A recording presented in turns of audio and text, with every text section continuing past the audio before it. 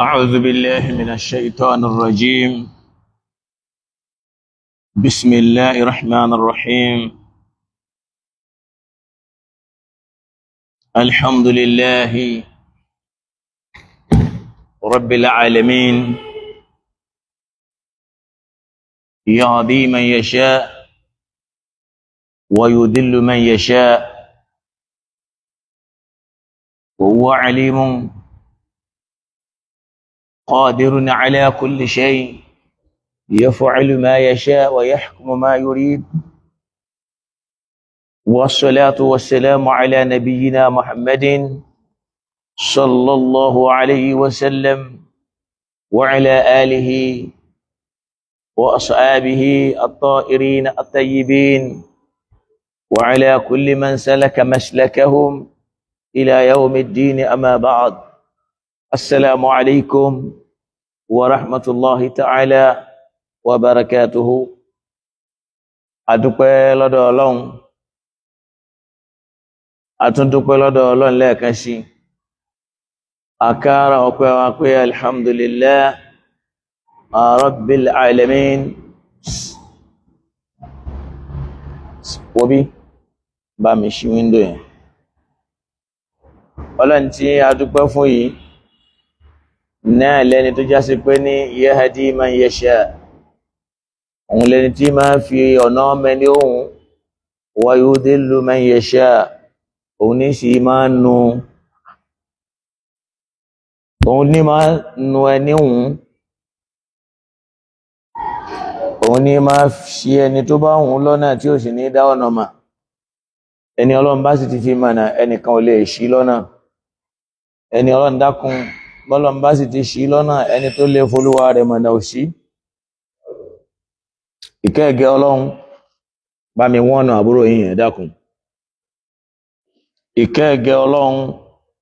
kó máa bá aṣáájú wa mọ́ bọ́n kíláàsì tiẹ̀.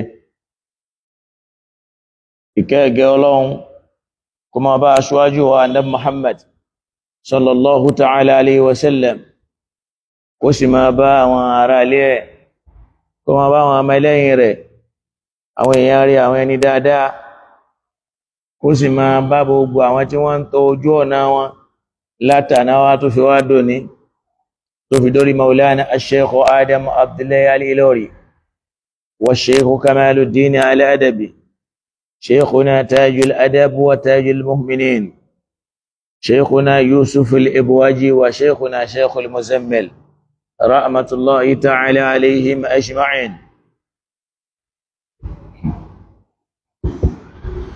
قلوا Ọlọ́run wá wọlá abẹ́ gbogbo àwọn àfáwà tí wọ́n ti lọ, Ọlọ́run dákun bá wa kẹ́ gbogbo wọn, kó sì tún bá wa kẹ́ Maulana Fadilatu Sheikh Mustafa Zubril Al-Sunusi wa Fadilatu Sheikh Muhsin Aidu wa Fadilatu Sheikh Abdul Latif Amoni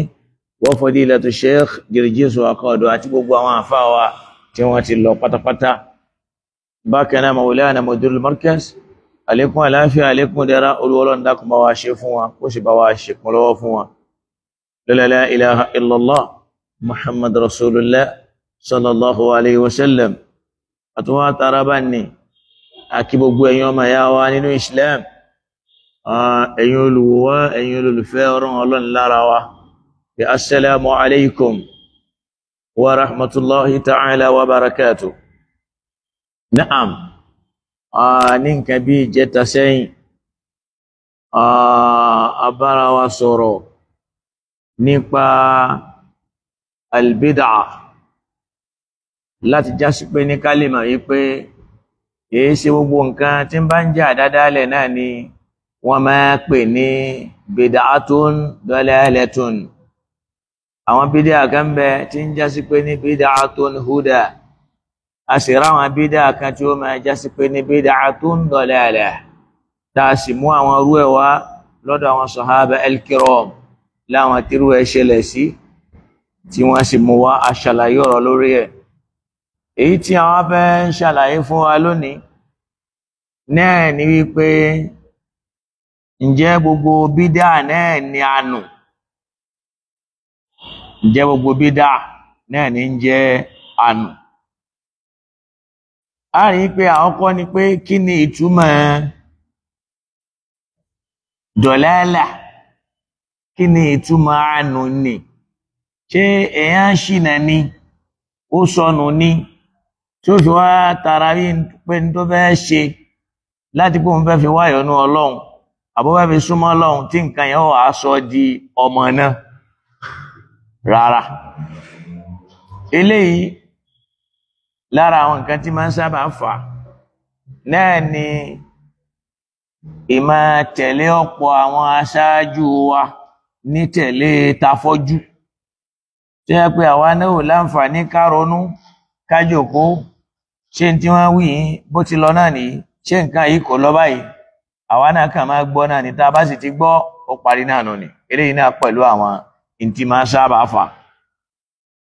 Ó sì rí pé kalimatu bid'atun dalalah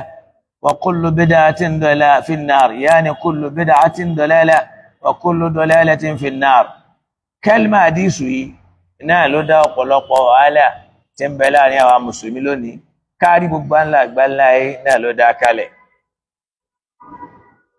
A wá rí pé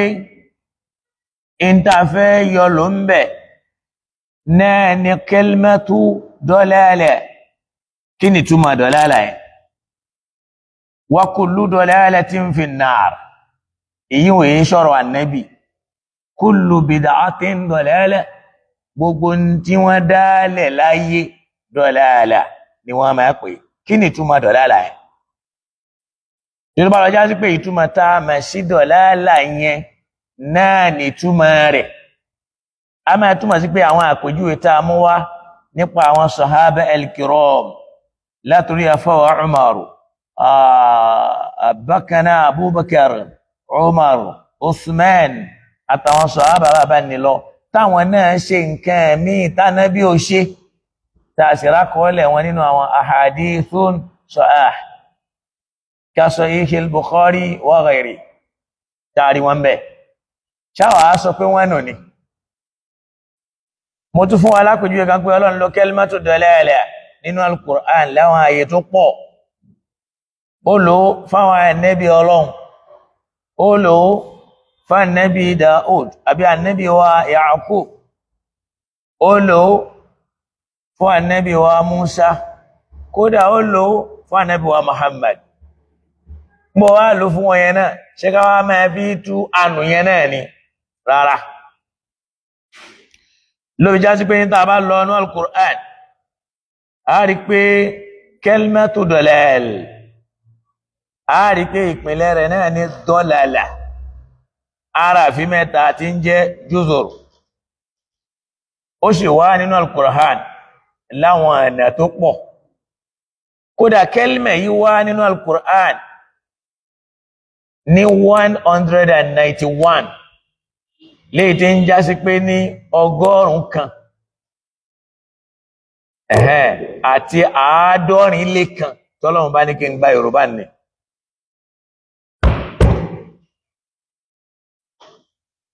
last one ni mo fún yín o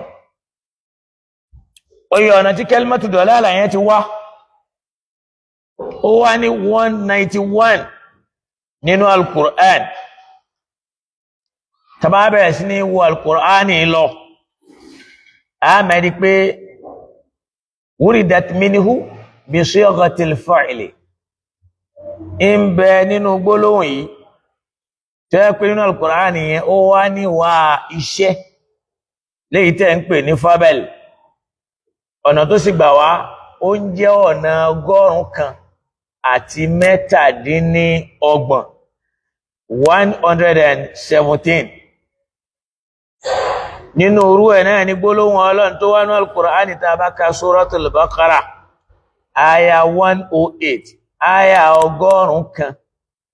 ó lé 8 tọ́lọ́wọ́n bá ń sọ ń bẹ̀ yí pé wa man yubaddilil kufra bil imani faqad dalla sawa'a sabil ọlọ́ni wa man yubaddilil kufra bil imani wa man yubaddilil kufra bil imani faqad dalla sawa'a sabil ọlọ́ni man yatabaddal ẹni báyìí tó bá fi rọ́pò lẹ́yẹ́ pé ní man yatabaddalul kufra bil imani ẹni tó bá mú ìgbọ́lọ́ngbọ́ tó padà wá fi rọ́pò ìgbọ́lọ́ngbọ́ ìyẹn túmọ̀ sí pé ó gbọ́lọ́ngbọ́ tẹ́lẹ̀tẹ́lẹ̀ ó tún wá lérò pé kí lòun lè ṣe pé tó òun lè ṣe náà ni pé kó òun mú ìgbàgbọ́ rẹ̀ nínú Ọlọ́run kó sọ́ọ́lẹ̀ kó wá pààrọ̀ gbàgbọ́ ní sí àìkọ́tọ̀ Ọlọ́run padà ó wá ní wa man yatabaddalul kufra bil imani ẹnikẹ́ni tó bá yí ìgbàgbọ́ padà ó wá di káfìrí ó gbọ́ Ọlọ́run gbọ́ tẹ́lẹ̀ ó wá yí padà ó fi kúfúrù rọ́pò ìmánì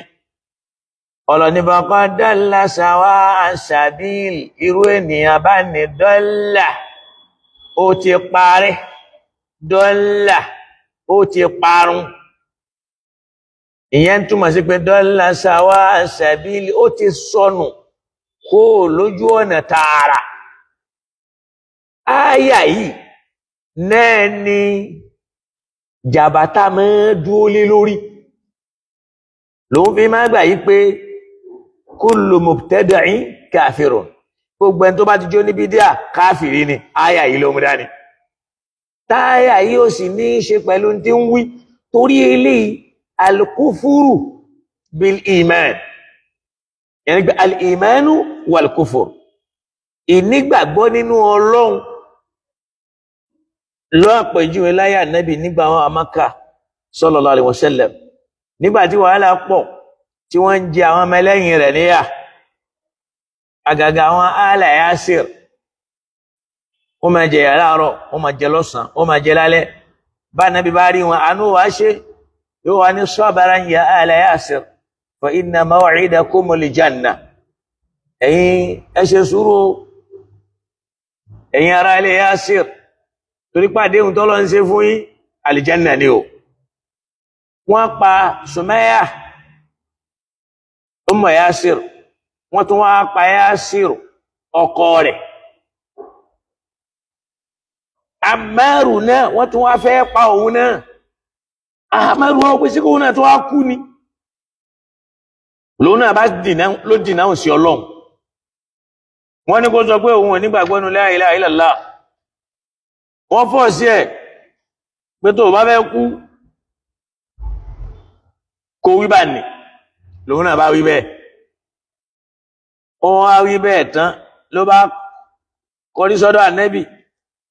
ní bá ń sunkún lọ mo fẹ́ wo áyà nì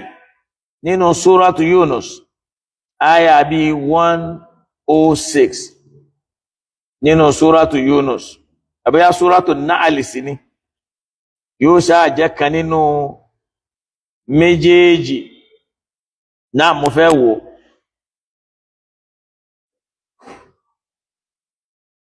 ó dá pé ní súratu Nahl ní láyà níwà Yasiru wá ń sunkún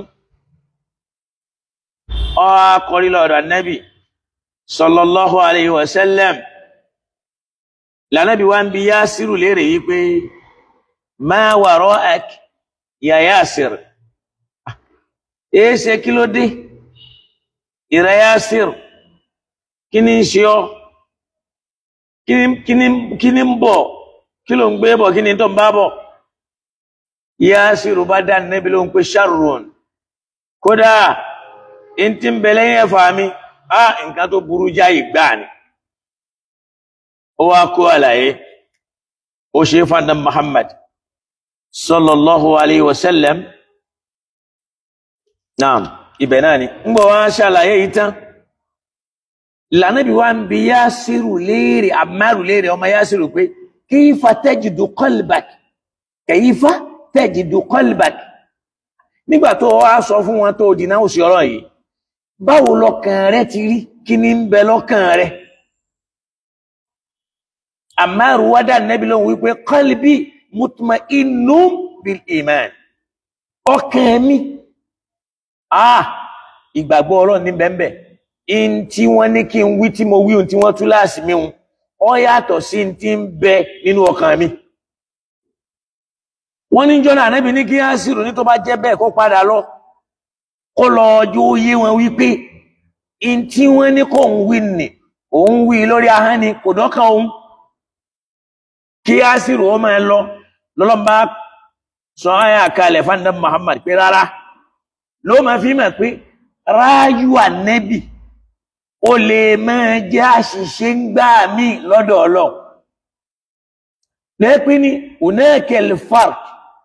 bayna al-wahyi wa qawli ar-rasuli min nafsi lèyìn ò ṣe lè máa fi hadithu Ànábì máa fi compare al-Qur'an kíyàn máa sọ yí pé àtọ̀rọ̀ tá Ànábì sọ lọ́dọ̀ ara rẹ̀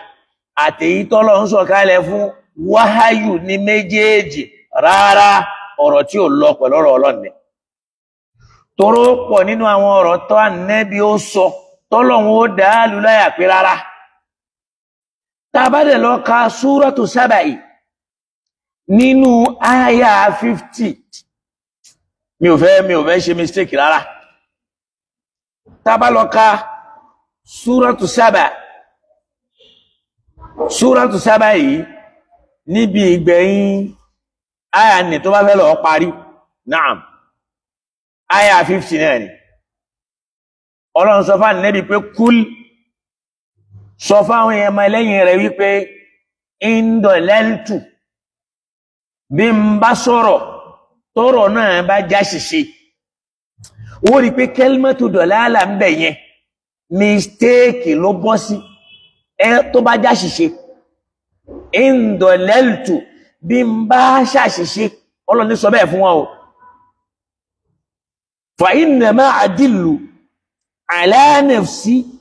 ṣe ráṣìṣe òun torí pé ò lè sọ pé kó wá máa tún ipa níbi ọlọ́run sọ fún ẹ pé tí n bá nù rárá máa bá mi he tí mo fẹ́ lò mẹ́ kìí ṣe kullu bid'atin dọ̀láàlà yẹn èé ṣe pé nìyẹn ti nù tí ó wà lọ fi wọná rárá ọlọ́run ní sọ fún wọn pé indọ̀lẹ́lùtù bí n bá ṣàṣìṣe mo wí nǹkan kan mo sọ nǹkan kan ó wá bọ́ sí pé nǹkan yẹn bọ́ ṣàṣìṣe kò rí bẹ́ẹ̀ kò jọ bẹ́ẹ̀ mi ò bọ́ sójú ẹ̀ ó ní fa innama adillu ọlọ́run ní kó máa sọ bẹ́ẹ̀ kẹ́ ẹ lè mọ̀ yí pé ìyàtọ̀ ń bẹ láàrin ọlọ́run àtànẹ́bì ọlọ́run ni ó máa jẹ́ ọlọ́run òjíṣẹ́ rẹ̀ lànẹ́bì ẹ̀dẹ́ èèyàn ni ọlọ́run sì dóhun náà lẹ́ni tó lè ṣiṣẹ́ níbi ọ̀rọ̀ tóhun náà fi dìídì sọ fún wa pé kullu bani adam khata'un gbogbo ẹni tí ń jẹ́ ìran ọmọ ànẹ́bì adam láyé tóhun náà sì jẹ́ kan lára wọn ó ní khata'un gbogbo wọn aláṣìṣe ó wá ní wa khairu al-khata'in èyí tó wá dáa jù nínú àwọn tí wọ́n máa ń ṣàṣìṣe nì at-tawwabun náà làwọn tí wọ́n máa ń ronú pìwàdà tí wọ́n bá ṣàṣìṣe wọ́n gbà pé àṣìṣe ni wọ́n sì padà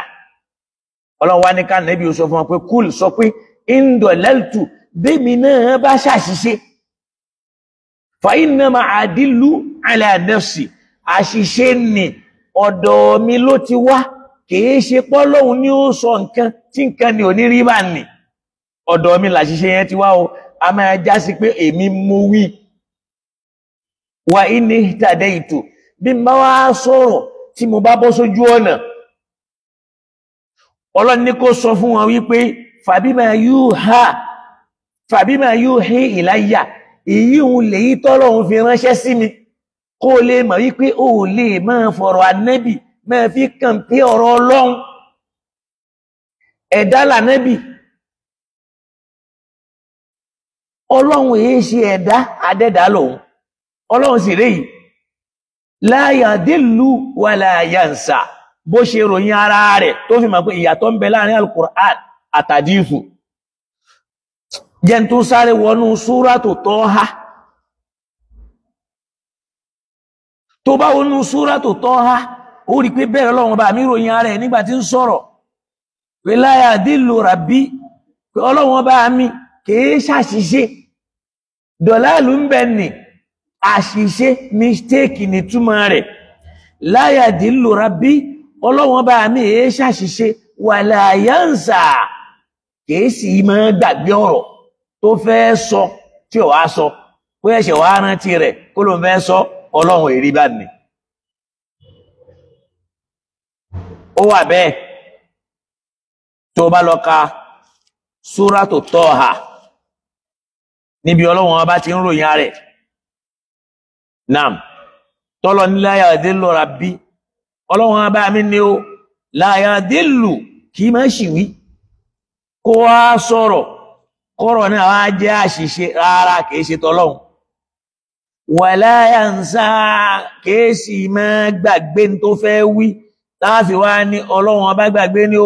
ó ṣẹ̀ṣẹ̀ wá rántí tọ́lọ́run ọba mi ò rí bẹ́ẹ̀ ó wà bẹ́ẹ̀ nínú súratu Tọ́há tàbá lọ́ọ̀ká mo fẹ́ gbìyànjú láti mú ááyà nì jáde tọ́lọ̀ ń bá kádàrá pé kí n rí torí pé Ọlọ́run bá náà masha Allah tá bá wo súrátù Tọ́há nínú ááyà 52 ọlọ́ni ilmuha inda rabbi nígbàtí Fíráúnà béèrè ìbéèrè lọ́wọ́ Músá tó ní ilmuha inda rabbi tó béèrè ìmọ̀ rẹ̀ ń bẹ lọ́dọ̀ Ọlọ́run bá mi fi kitabin nínú àkọọ́lẹ̀ rẹ̀ nínú kádàrá rẹ̀ nínú ìwé rẹ̀ la yadillu rabbi ọba mi yẹn máa ṣìwí kì í máa ṣàṣìṣe wala yansa kìí sì má gbàgbé ṣe ká wá tó pé Ọlọ́run kìí nù ìtumọ̀ rẹ̀ kọ́nù tó wà lọ pé indọ̀lálùtù bí ń bá ṣí ọ̀rọ̀ wí Ànábì ilé ṣì wí gẹ́gẹ́ bí ẹ̀dá Ọlọ́run Kùránì gan sọ bẹ́ẹ̀ kìí sábùkù tọ́lọ́run gan ní kúl innama ana basharun mithlukum sọ fún wọn kó lè yé wọn o pé ẹ̀dá bí ti yín lèmi náà bẹ́ẹ̀ bá rí wọ ẹ̀dá lọ́wọ́ mi ẹ má castigate mi nítorí ẹ̀ torí bọ́lọ̀ ti dá mi nù ni yuha ilayya ìntajọ fi yàtọ̀ náà ni pé wọ́n mí Al-Qur'ani sí mi lára mo gbà wáyìí nínú Suratul Saba yìí aya 50 Ọlọ́run wá ní kúl jó yé wọn wípé indọ̀lẹ́lùtù bí ń bá ṣí ọ̀rọ̀ sọ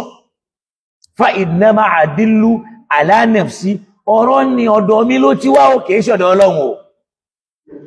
wà ní ìtàdẹ́ìtù àmọ́ bí n bá wá sọ̀rọ̀ tó bọ́ sójú ẹ̀ tó lọ bẹ́ẹ̀ tó jòkó bẹ́ẹ̀ tó já sọ bá dé fàbí máa yuhi ilayya èyí ń ní wá yìí ní látọ̀dọ̀ Ọlọ́run ọba mi o in tí mo fẹ́ kó mọ̀ bẹ̀ ni pé gbogbo dọ̀lẹ́lẹ̀ kọ́ náà ní àánú ó wà bẹ̀rẹ̀ sí ní gbọ́túmọ̀ rẹ̀ ní ọ̀pá ní ìsìn Ànábì náà máa ṣe mistake lóò ṣe lè máa sọ gbogbo tó bá ti gbọ́ lọ́dọ̀ Ànábì náà ní sọ toróhun náà ṣe mistake gẹ́gẹ́ bí ọ̀dá Ọlọ́run àmọ́ Al-Qur'ani tá fún la yashukku fi ahadun ẹnìkan ò ní ṣe iyèméjì sí illa an yakuna min ahli shaqawa àti kó jẹ́nu àwọn olórí ibú ẹ̀dá lókù l'Al-Qur'ani o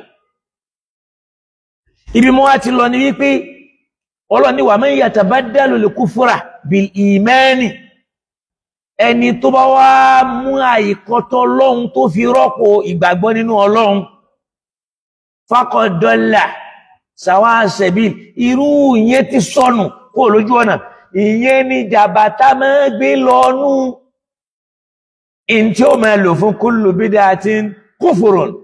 yóò wá ní wa kullu bid'atin dalala wa kullu dalalatin fin nar ṣe wà dọ́là ńkọ́ ṣe yẹn ṣe kúfùrù ní rárá ò kò rí bẹ́ẹ̀ bóyá àfáà ni wọ́n fún ní terminology tí wọn kò sáfà ìsìláàmù kan tí ma rẹ̀ lálàáfíà tí ma rẹ̀ jiná tí ma rẹ̀ dùn wò tó ní mọ̀jà ní Muhammad lọ kó wá sọrú tí Ànábì ò wí naam aya yìí nínú aya 106 tí mo ti lọ tí mo fẹ́ wọ̀ nínú Suratul Nahl Suratul Nahl yìí ó ń jẹ́ Quran 16 nípa ọ̀rọ̀ Ammar ọmọ Yasir tí mo bá lọ tá Nábì wá ní kó padà láti lọ jẹ́ kó yé wọn pé in tó ń ti náà sí ní òun ò jí náà sí rẹ̀ ó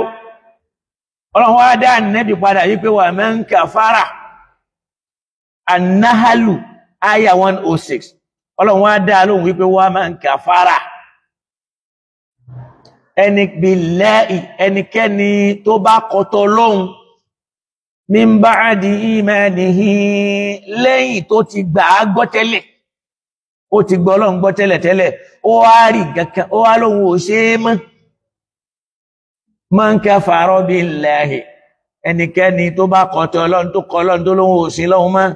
min ba'di imanihi lẹ́yìn tó ti nígbàgbọ́ nínú rẹ̀ ìlà mẹ́ni ukuriha yàtọ̀ sẹ́ni tí wọ́n tú láàsí ẹ̀ kókọtọ̀ Ọlọ́run wọ́n yọ̀bọ̀n tí wọ́n fi kú jẹ nípa wọ́n lù wọ́n fi yà jẹ kò sára tí wọ́n dá lára ẹ̀ ó láyà fi rú èèyàn bẹ́ẹ̀ òun náà wá kọtọ̀ Ọlọ́run lórí ahọ́n àmọ́ wa qalbuhu mutma'innun bil imani àmọ́ nínú ọkàn rẹ̀ tó wí láwọn nì Ọlọ́run jòkó nú ọkàn rẹ̀ ìgbàgbọ́ jòkó ń bẹ̀ ó wá ní walakin man sharaha bil kufri sadran àmẹ́dọ́ ẹ̀pẹ́ ní pé inú gbáyà rẹ̀ àìgbàgbọ́ ló kún bẹ̀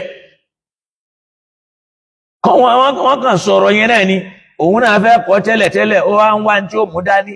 man sharaha sadrahu kufra kúfúrù yẹn ní ń bẹ lọ́kàn rẹ̀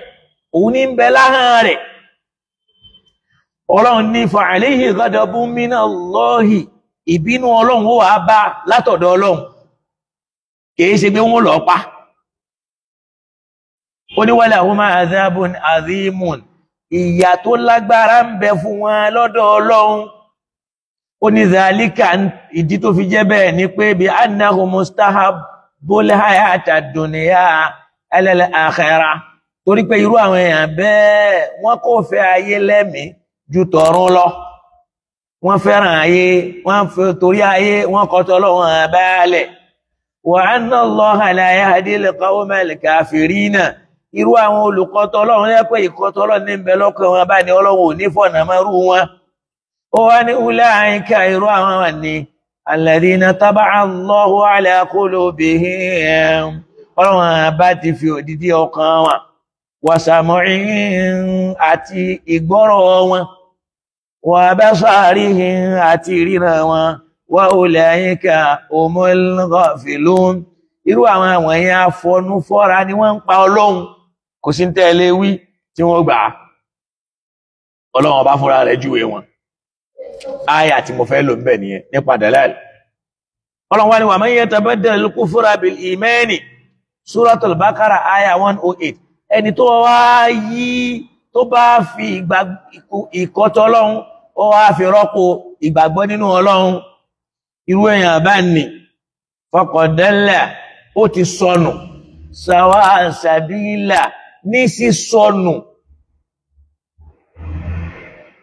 tààrà yányán tí ò ní ìdíká ẹ̀ṣẹ̀ tó máa yẹ̀wò pé èé ṣe kílódé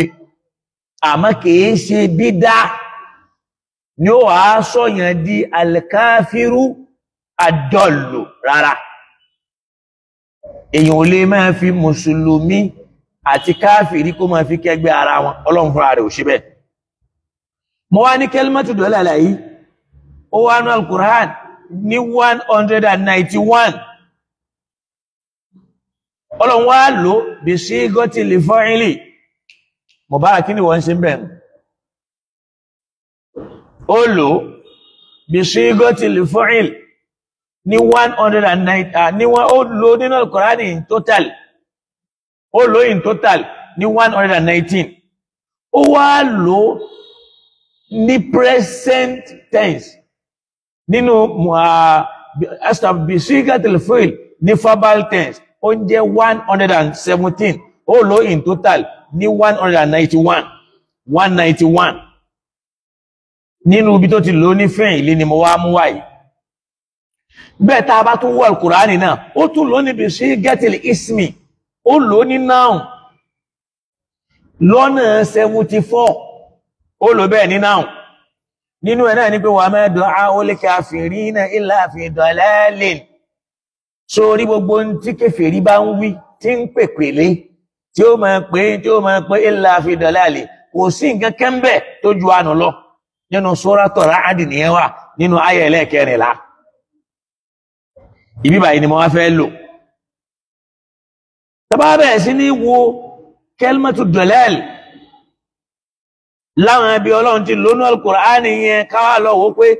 ìtumọ̀ wo ló wà fún ìtumọ̀ mélòó ní ń bẹ fún ṣáàkàn máa lo ẹyọ kan fún ìtumọ̀ tó bá ń wá nítorí wípé akànmọ́mọ́ gbàábà nì rárá àwọn ọ̀rọ̀ yìí tàbá lọ wọnú lisanul arab tí a fọwọ́ Ibn Manzur yóò sọ túnmọ̀ ad-dalal wa ad-dalala yóò sọ fún wa tí ó máa jẹ́ diddul huda wa rashad wọ́n ṣàlàyé ẹ̀ fún wa yẹni pé ẹni tó gúnrí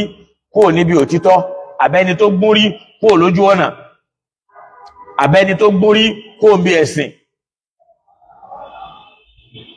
náà yìí ń lọ bẹ́ẹ̀ ibi tí mo fẹ́ ká lọ pápápá ní ká lọ ní al-Qur'an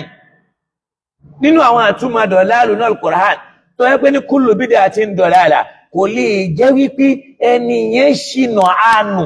irú ìtawà ń wí ní ìtumọ̀ rẹ̀ kọ́ àwọ́kọ̀ túmọ̀ nínú al-Qur'an tí dọ̀láàlù ní òun náà ní al-gọ̀wáyà gọ̀wáyà yìí òun burú in total gáyù gàwáyà gáyù tún lágbára púpọ̀ yẹn pé tọ́lọ́ ní wà bá sawfa yulqawna ghayya àwọn ilé ọ̀daràn pátápátá ni wọ́n tọ́lọ́ wá ń sọ ní al-Qur'ani èyí tó nù tán yányán tí é pé àánú rẹ̀ kò ní tí ó pàdé ń bẹ̀ kọjá àparun tá a bá lọ sínú súrátù Yāsin ọlọ́ni wà laqad adalla minkum jibilan kathiran aw jubulan kathiran ọlọ́ni ó pọ̀ nínú yín adalla lẹ́ni ó ṣìnà tán yányán kathiran ní ṣìnà tó pọ̀ tá a bá lọ ka súrátù Yāsin aya 60 nínú Yāsin aya yìí ń bẹ̀m̀bẹ̀ tàbákà aya 60 níbi Ọlọ́run ti ní wa an i'budūnī èmi ni ẹ máa sìn ó hādhā ṣirāṭun mustaqīm eléyìí náà lójú ọ̀nà Ọlọ́run tó tààrà tó sì tọ́ ó wá ní wa laqad adalla minkum jibilan kathīran ọ̀pọ̀ yín ló sọnù kúrò lójú ọ̀nà Ọlọ́run tí ò sí lọ́hun tí ń sin nǹkan ẹ̀mí ìyàtọ̀ sọ́lọ́hun afalam takunu taqiluna èé ṣe tẹ̀lé jẹni tí ó ṣe làákà ìkẹronú sí ó wá fi tẹ̀lé pé hadhihi jahannam lórí pé ẹ̀sìn mi ẹ̀ ń sin nǹkan mi nù iná jahannam rí allati kuntum tu'adun tí wọ́n pa léṣe kalẹ̀ fún yín ìyẹn dọ̀lálẹ̀ ilé dọ̀lálà tí ó gbé èèyàn wọ́n nù algọ́wàyà tí ó ba ọ̀la ẹ̀dá jẹ́ ìyẹn ni pé ẹni tó fi Ọlọ́run lẹ̀ tí ń sin nǹkan ẹ̀mí dọ̀lálù ti ẹnu kìí ṣe ẹni tó ń sin lọ́hun tó wá ń ṣe nǹkan ẹ̀mí dọ̀lálù èyí nì àṣìṣe lè yẹn ẹni yẹn ń ṣe mistake ní túmọ̀ rẹ̀ kìí ṣe dọ̀lálù wípé ó ti nù léyìí tí ń túmọ̀ sí pé ní ta bá fẹ́ túmọ̀ kullu bid'atin dọ̀lálà gbogbo ń téèyàn bá dálẹ̀ tí ẹ kó kàn dálẹ̀ ni bóyá nínú ẹ̀sìn ni awáwò lọ àwò bọ̀ láàrí pé gbogbo tó lòun ṣe nì dọ̀lálà àṣìṣe ni mistake ni tàbí ká sọ pé ó ń ṣe láṣẹ dànù ni léyìí tó túmọ̀ sí pé ní in tó ń ṣe nì ṣíṣe rẹ̀ kò síyà tí ó jẹ ń bẹ̀ bẹ́ẹ̀ náà tó wá jẹ́ ó ṣe dànù kò sẹ́san tí ó gbà lórí ẹ̀ ìyún lọ bẹ́ẹ̀ nínú al-Qur'ānu náà ad-dalāl a máa túmọ̀ sí al-khusrānu al-khusrānu khusrānu ní wípé èèyàn pòfo tá a bá lọ nínú súrátù Ghāfir tàbá lọ nínú súrátù Ghāfir ó rí pé bẹ́ẹ̀ lọ́lọ́wọ́n bá mi ló lo eléyìí náà ń bẹ tàbá lọ wò nínú súrátù Ghāfir yìí ó rí pé lọ́wọ́n bá mi sọ mẹ́ pé inna idhan lafī dalālin wa su'ur nínú Ghāfir naam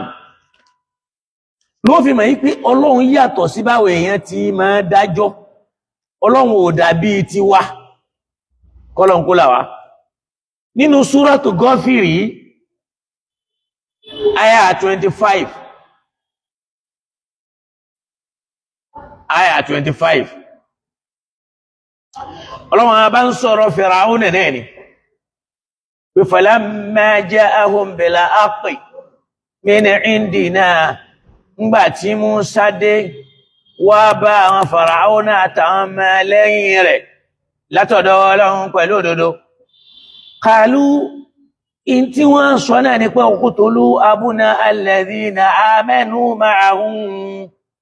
ṣe rí gbogbo àwọn ọmọ àwọn tí wọ́n gbọ́ Ọlọ́run gbọ́ pẹ̀lú ẹ pa wọ́n ẹ máa wo agbára lamma jā'ahum bil haqqi jẹ́ kí n gbé níbi tí ó ti yí ó ní wa laqad arsalnā Mūsā biāyātinā wa sulṭānin mubīnin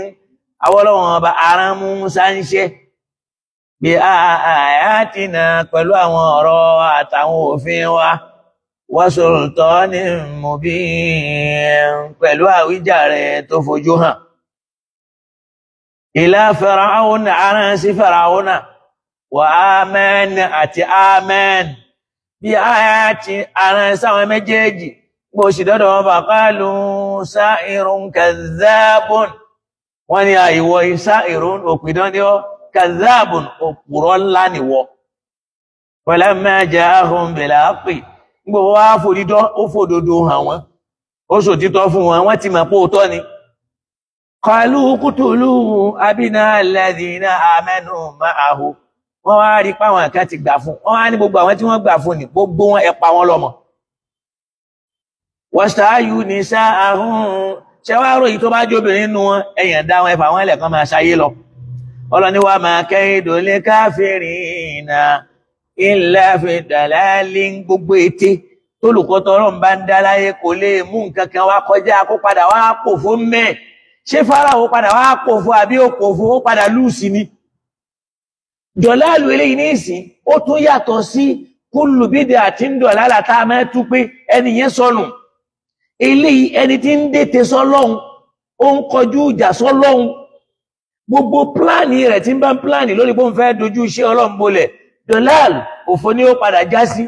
òfò ni kò ní rí nǹkan kan tó fẹ́ gbà ń bẹ̀ kò ní rèrè mẹ́ dọ̀láàlù di méjì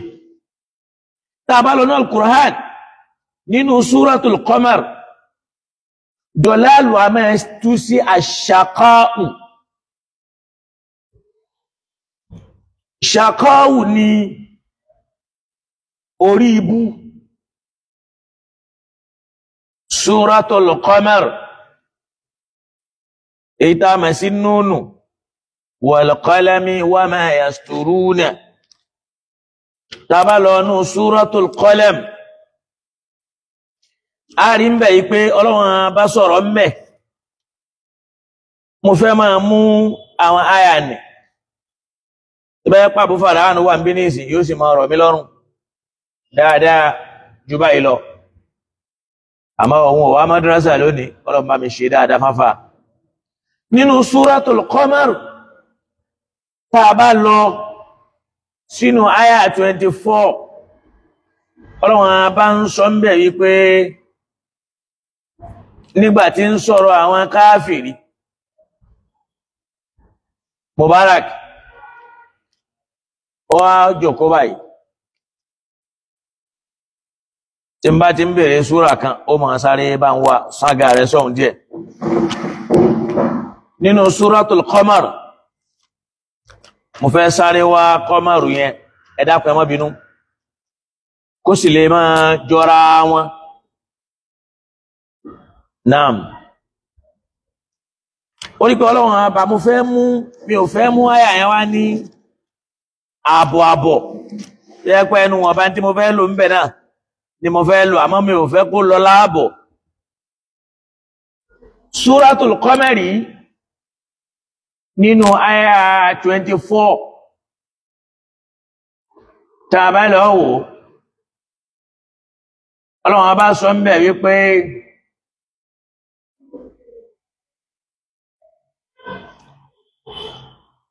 àyà 24 Suratul Qamar bí ìgbà tí wá ṣókùn díẹ̀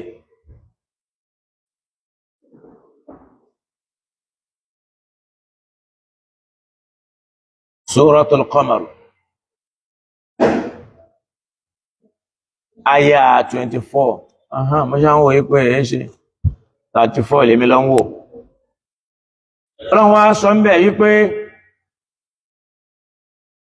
wọ́n bí tọ́lọ̀ tí ń sọ̀rọ̀ yẹn bó ní wa laqad yassarna al-Qur'ana lidh-dhikr àwọn ọlọ́run bá aṣọ al-Qur'ani di rọrùn níbi ìmá rántí ìmá hásórí ìmá gbọ́yé ìmá ẹ̀mà ó wà ní fa'ali min muddakir ìjà rẹ̀ nìkan tó fẹ́ gbọ́yé tó sì fẹ́ máa fi rán rẹ̀ létí ọlọ́ni kazzabati Samudu bin nuzur àwọn ìjọ Samudu àwọn ará Samudawa wọ́n pè ìkìlọ̀ Ọlọ́run abanírọ́ faqalu wọ́n wá sọ wípé abasharan minna wahidan ṣe èèyàn kan nínú àwa yìí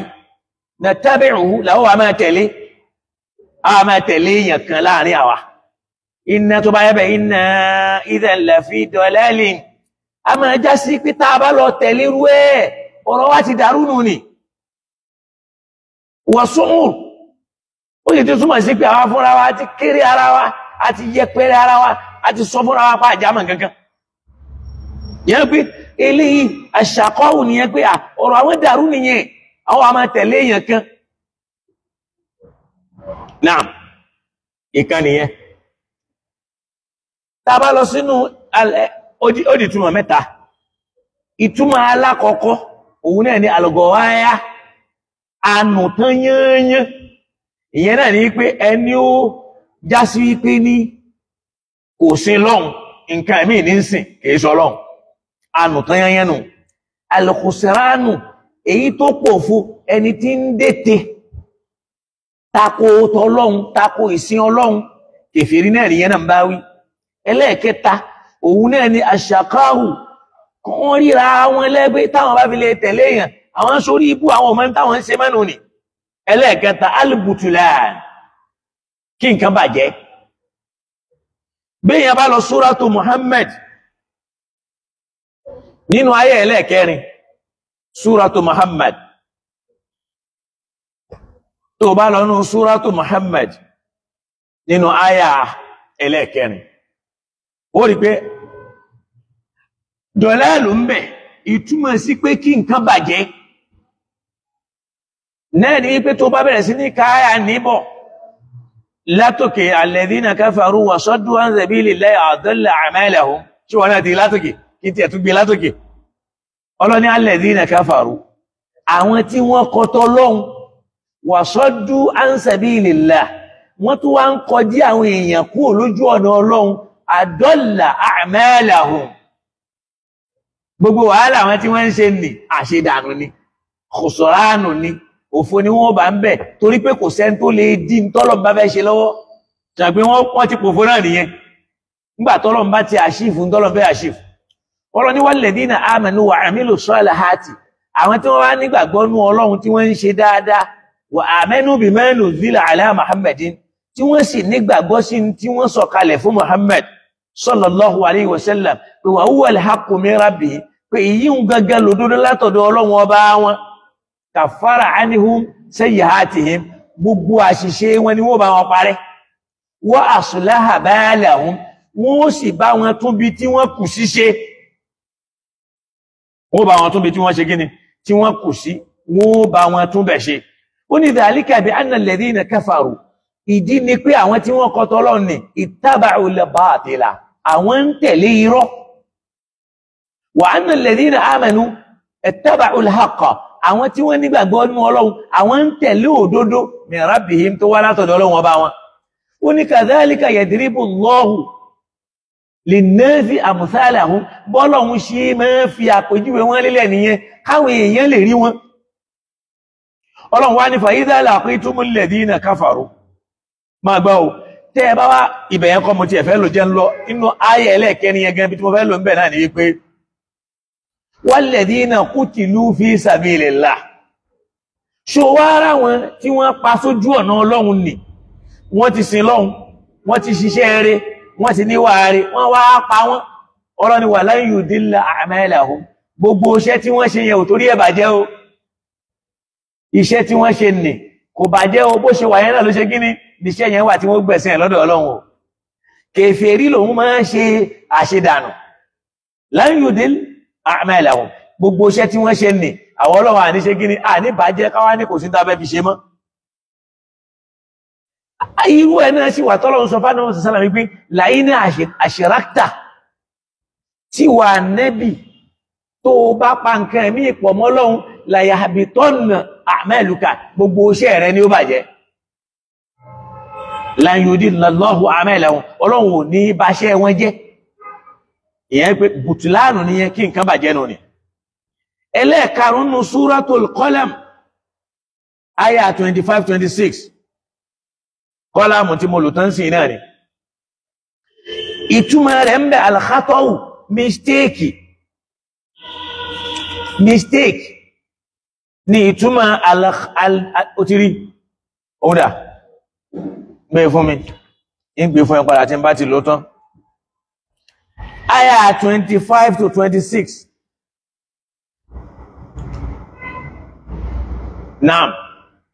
25.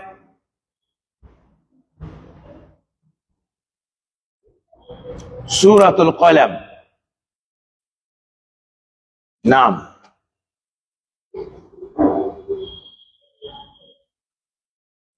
Rárá. Kìí ṣohun. Suratul Qalam kan lè tó ṣe yóò.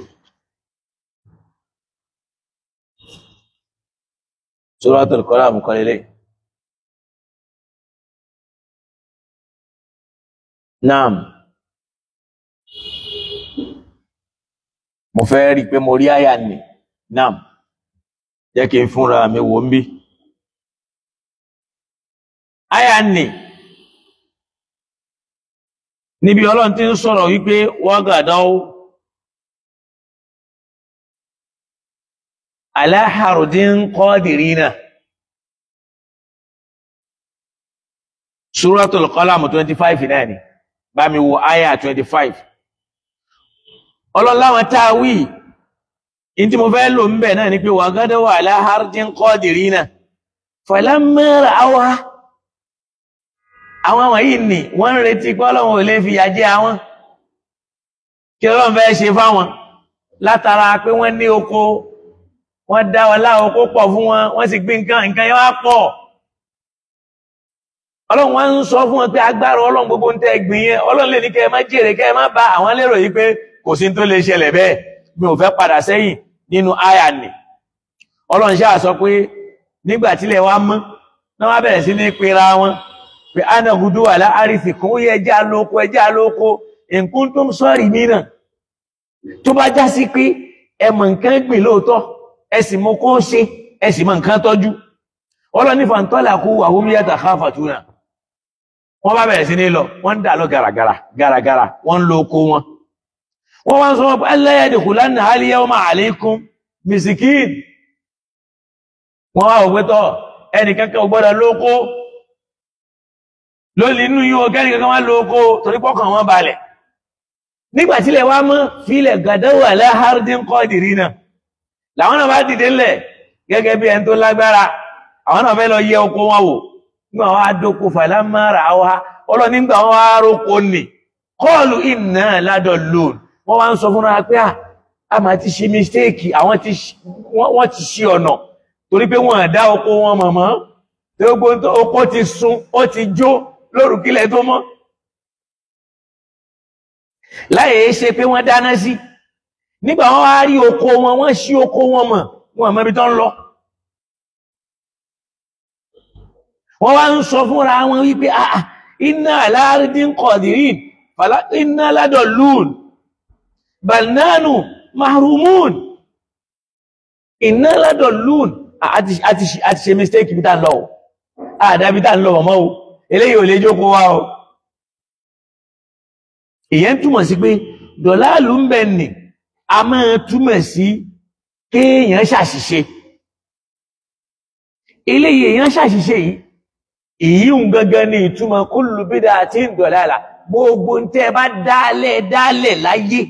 tó jẹ́ nǹkan tuntun sínú ẹ̀sìn o, dọ̀láàlà ni o. Mistake ni o. Ó wá lè bọ́ sójú ẹ̀, ó sì lè má bọ́ sójú ẹ̀. Ìyíhun lànàmọ̀ sọ́sára fi sọ fún ayé pé manishtahada, ẹnikẹ́ni tó bá gbìyànjú lórí nǹkan kan fa asaba, ó wá bọ́ sójú nǹkan ni lahu ajrani,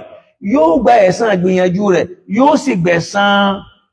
pé kí ni o pé ó bọ́ sójú nǹkan ni. Wa in akhtaha, tó wá ṣe mistake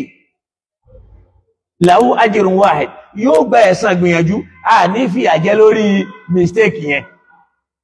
Yẹ̀rọ ìgbọ́rọ̀ hàn pé bídíà pín sí méjì, bid'atun huda wa bid'atun dalala. Àdádálẹ̀ tó jẹ́ tanù, àtàdádálẹ̀ tó jẹ́ tìmọ̀nà, tí jẹ́ pé ẹ máa rí pé a máa rórí pa fún nínú Islam. Kọ́lọ̀nkúlà ìyẹn nù ni. Ẹlẹ́ẹ̀kẹfà, al-ilak. Dọ̀láàlù a máa túmọ̀ sí ikú, ìparun nínú al-Qur'an. Tá bá lọ sínú súratu Sajda,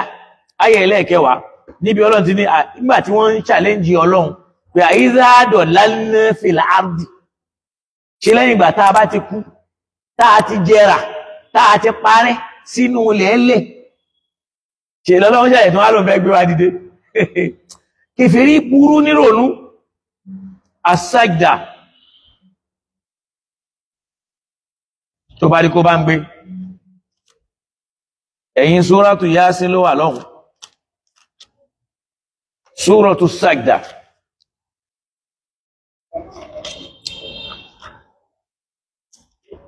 mo fẹ́ máa mú àwọn àyà yẹn wá ó sì máa já sí pé ká lè máa ráǹfààní lára tí ń bẹ láẹ̀yìn ẹ̀ orí súrátù sajda ni as-sajda ṣó ti rí gbé fún mi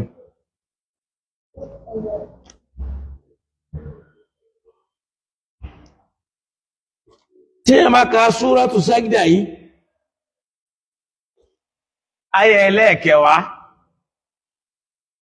wọ́n fúnra rẹ̀ wá gbọ́n tí wọ́n ń sọ sọ́lọ́wọ́n ọba ń bẹ̀ nínú ayẹ ẹlẹ́ẹ̀kẹwàá yìí nígbà ọlọ́run bá ń sọ fún wọn àtọ́lọ́run ń sọ fún wọn pé ọlọ́run ló dá wọn ló fẹ̀mí sí wọn lára òun ló fún wọn ní gbọ́rọ̀ náà ríran wa qalu wọn bá ń sọ fọ́lọ́gbà idha dalalna fil ardi dọ̀lára lọ́lọ́ ṣé nígbà tá a bá ti parẹ́ mọ́nú lẹ́lẹ̀ tá a ti kú tá a ti parẹ́ tá a ti dẹ̀ fún nínú lẹ́lẹ̀ a inna la fi khaliqin jadidin wọ́n tó wá rọrùn kan tó wá sọ wá dẹ̀dá tuntun padà yẹ́ pé bal hum bi liqa'i rabbihim kafirun torí pé wọ́n pe ìpàdé ọlọ́run ọba wọ́n kọ̀ wọ́n kẹ̀yìn sí wọn nígbàgbọ́ nínú pé bẹ́yàn bá kú ọlọ́run ó jíyàn dìde yóò tún padà lọ pàdé ọlọ́run ó béèrè ọ̀rọ̀ lọ́wọ́ ẹ̀ yẹn náà pé a inna idha dalalna fil ardi dalalna yẹn pé ṣe lẹ́yìn táwọn bá ti kú wọ́n sin àwọn sínú lẹ́lẹ̀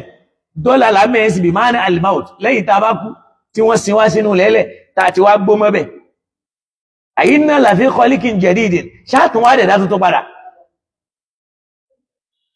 bọ́lọ̀ ti sọ́nu yá sí pé وضرب مثلا ونسي خلقه قال من يحيي العظام وهي رميم irú àyà ẹ̀rẹ́ ni àyà tọ̀hún yẹn tú ilé ìsọ́pọ̀ àìní idha dalalna fil ardi ṣe ń gbà tá a bá kú tí wọ́n ṣe wá sínú lẹ́lẹ̀ tán àìní la fi khaliqin jadidin dọ̀láàlù yẹn náà ni ó ṣe tá a bá kú tán ṣe wá sínú lẹ́lẹ̀ ṣe pé kò ṣeé ṣe ní ká ní kullu bid'atin dalalah ká ní gbogbo bídíà ikú ni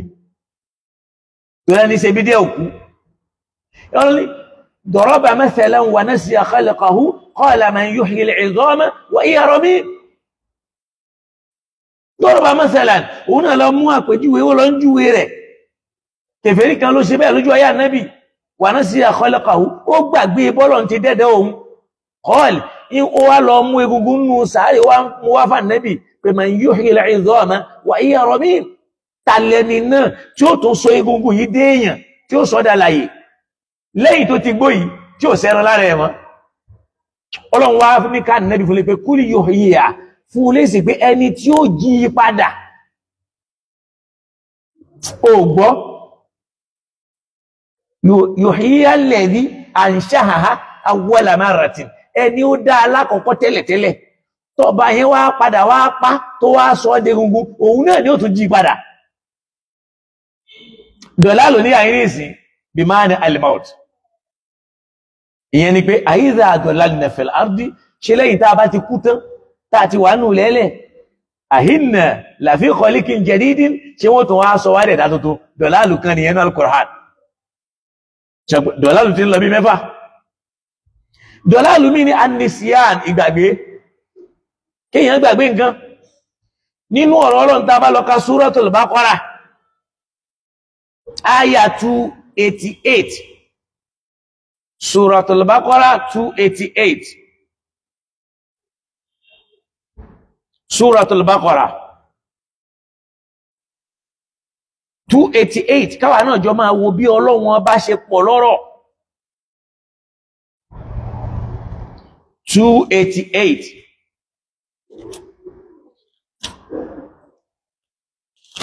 torí mo fẹ́ máa mú àwọn àyà yẹn wá káwa náà jọ máa rí àwọn ìmọ̀nà tọ́lọ́ fẹ́ lò ńbẹ̀.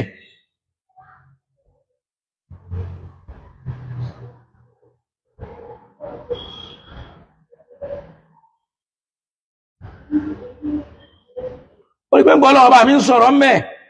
no 282 ni 282 wọ́n dára ẹ̀ láàmú pọ̀ náà òun náà lélẹ̀ nígbà Ọlọ́run ọba mi ń sọ̀rọ̀ àyà yẹn náà ló gùn jù nínú àwọn àyà al-Qur'an àyà 282 yìí níbi ọ̀rọ̀ pé yá ayyuhal ladhina amanu mo pè yín tẹ́ nígbàgbọ́ òdodo nínú Ọlọ́run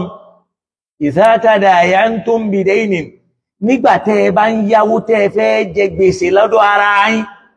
ila ajalin musamma tẹ́ sì fẹ́ san gbèsè náà tẹ́ sì dásìkò sí pé in tó fẹ́ yá mi yìí ń wà san padà nígbà báyìí ó ní fakutubuhu ẹ kọ kalẹ̀ ó wá tẹ̀síwájú pé in tí wọ́n fẹ́ kọ kalẹ̀ yóò ó ní waliyaktub bainakum katibun bil adl wala yahba katibun an yaktuba ẹni bá mọ̀ wọn kọ kó bá wọn kọ kalẹ̀ kò sì gbọ́dọ̀ kọ̀ láti bá wọn kọ lójú wọn tó bá mọ̀ wọn kọ. Ọlọ́run wá tẹ̀síwájú mẹ́ nínú àyà yẹn ó ní fa in kana alladhi alayhi al-haqqu safihan aw da'ifan tó bá yẹ pé ẹni tí ó ní nǹkan tí wọ́n fẹ́ yà ní safihan ẹnìkan tí ò dákan mẹ́ni aw da'ifan tàbẹ́nìkan tó lẹ́ aw la yastati'u an yumilla tàbí kò ní agbára tó lè fi pe nǹkan fún yàn falyumlil waliyuhu kẹ́ni tó jí èèyàn rẹ̀ ó bá pè é kó sì ṣe dédé pẹ̀lú ẹ̀ ẹnu bí tí mo wá fẹ́ lò ń bẹ̀ ní pé ó ní wastashidu bi shahidayni min rijalikum ẹwọ́ èèyàn méjì tó nínú yín tí ó bá yín ṣẹlẹ́rìí tí ó sọ pé ó ṣojú wa ajẹ́rìí sí. Ọlọ́run wá ní fa in lam yakuna rajulayn tí wọ́n bá lè jẹ́ ọkùnrin méjì farajulun wa imra'atani kí wọ́n wá ọkùnrin kan àtobìnrin méjì mimman tardawna mina shuhada láwọn tẹ́ mọ̀ pé àwọn eléyìí ó tá bá fi wọ́n jẹ́rìí wọn ní jàmbẹ́rì. Ọlọ́run wá ní antadilla ihdahuma ṣe pé dọ̀lá kan nìyẹn antadilla ihdahuma pé tẹ́nìkan bá gbàgbé nú wọn ọ̀rọ̀ tí wọ́n sọ ń jọ náà sọ pé ẹni tí wọ́n kọ́ tiẹ̀ kalẹ̀ wọ́n wá kàn sọ lẹ́nu ni sọ pé tàwọn kọ́ yẹn wọ́n kọ̀ yẹn lẹ̀ ẹni tí ò lè kọ́ tí ò rẹ́ni bá ń kọ́ kò tún lè mọ́mọ́ ṣe ń pè wọ́n ó bá yẹn pè é síta wọ́n ó wẹ́lẹ́rìí síbẹ̀. Ọlọ́run wá ní ká wẹ́lẹ́rìí méjì wọ́n tí ò bá wá lè rí ọkùnrin méjì tó bá pọ̀ ọkùnrin kan ni wọ́n rí káwọn obìnrin méjì pẹ̀lú ẹ̀ kí ló dé tọ́lọ́run láàbí ṣe bẹ́ẹ̀. Ọlọ́run ní antadilla ihdahuma torí pé tẹ́nìkan bá gbàgbé nú wọn fatudhakkira ihdahuma al-ukhra kẹ́nì kejì lè rán ẹnì kejì létí dọ̀lálù náà rẹ̀ kìí pín ìwà kan máa fi dọ̀lálù tú ànù gbogbo ọ̀nà yìí sọ ìyẹn tún lọ bẹ́ẹ̀ ṣọ̀pọ̀ ìkan la tú sí kú nísìn ìkan la tú sí kéèyàn gbàgbé yìí. Ẹlẹ́ẹ̀kẹjọ alijahal àìmọ̀kan a máa jẹ́ bẹ̀rẹ̀ al-Qur'an téèyàn bá lọ sínú súratu Shu'ara àyà 20 súratu Shu'ara àyà 20 súratu Shu'ara